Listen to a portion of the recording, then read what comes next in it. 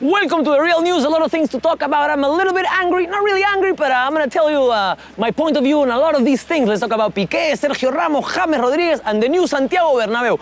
Let's open with us.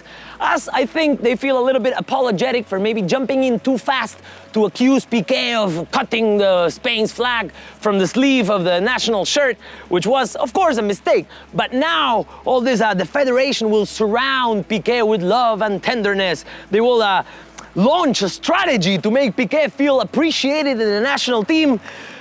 All right, I think it's enough. Okay, we criticized yesterday that side of the press that we don't really agree with, blaming Pique for things he didn't do. But the truth is, Pique knows what he's doing. Pique has always been a bit of an idiot in the social media, always, picking on Real Madrid and insulting Real Madrid. And the thing is, whenever he insults somebody, especially Real Madrid, and then, when somebody gets back at him, he's like, oh, I can't take this anymore. Poor Pique, little Pique is a victim. Let's go with sport. In the same line, says, chapeau, Pique. It's like, oh, congratulations, bravo, Pique. National football, supports Pique with a lot of displays of solidarity after the tsunami of criticism. Let's put an end to this madness, to this crazy thing about Pique needing solidarity. Let me tell you one thing here. Pique is married to Shakira. He makes 20 million a year and he plays football for a living. He's 28 years old. The last thing he needs is solidarity. Other stuff, other people, other situations do need solidarity. But Pique, come on. What is Pique now? Pique is a victim. Oh, poor Pique. He's crying because somebody replied with an angry tweet. Come on, man. If you're playing this game, you should be playing the game. And you know how it is.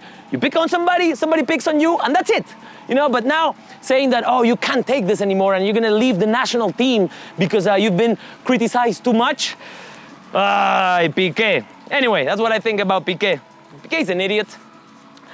He's part of the movie. He's a character in this theater, but he's an idiot. He's an idiot character. And I have no problem in saying it. Let's go with Marca. All right, Marca opens with what's really concerning us, which is the injury of Ramos. Says, otro roto para Zidane, another problem for Zidane.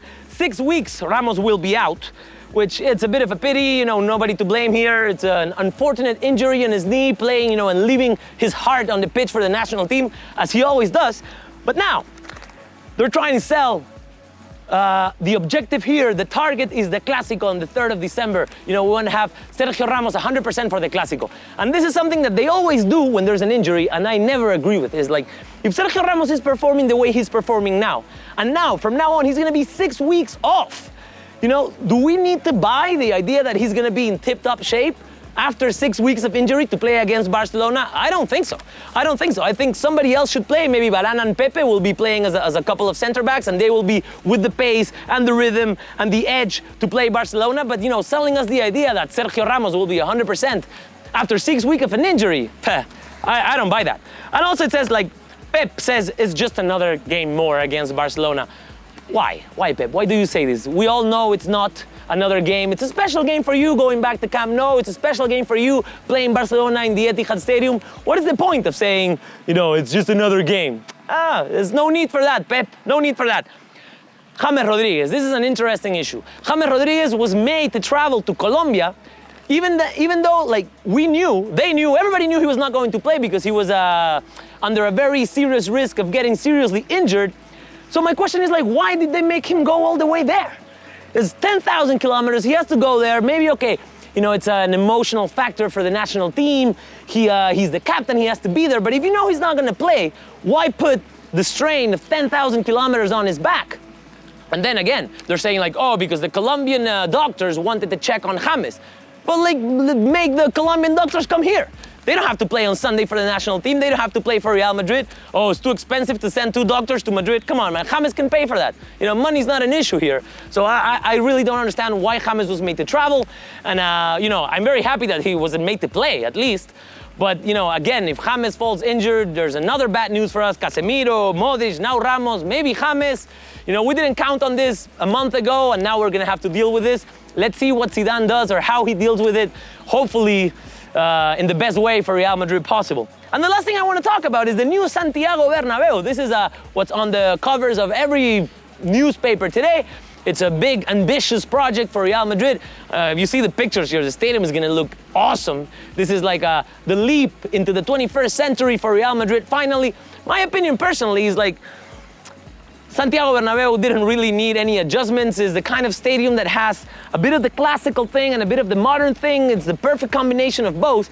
And, you know, whenever I go to the Bernabeu, or whenever I talk to people outside the Bernabeu, nobody has ever said like, oh, this stadium looks old, we should remodel it. But, you know, of course, Real Madrid, you know, had to, let's say, give in to the pressures of, well, because that's a couple of news. It's gonna be 400 million euros, which is fine. You know, it's reasonable for a project like this. And, you know, honestly, I don't care about the money because it's not coming out of my pocket. And Real Madrid have the money, that's not a problem.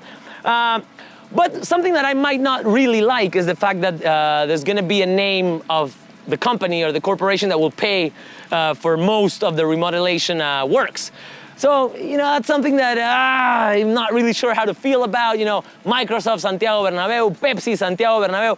Kind of reminds me of, I don't know if you saw Jurassic World, one of my favorite movies, when they were making fun of, you know, why don't we, you know, put the dinosaur's name like the Pepsi-saurus or the Coca-Cola-saurus, something like that.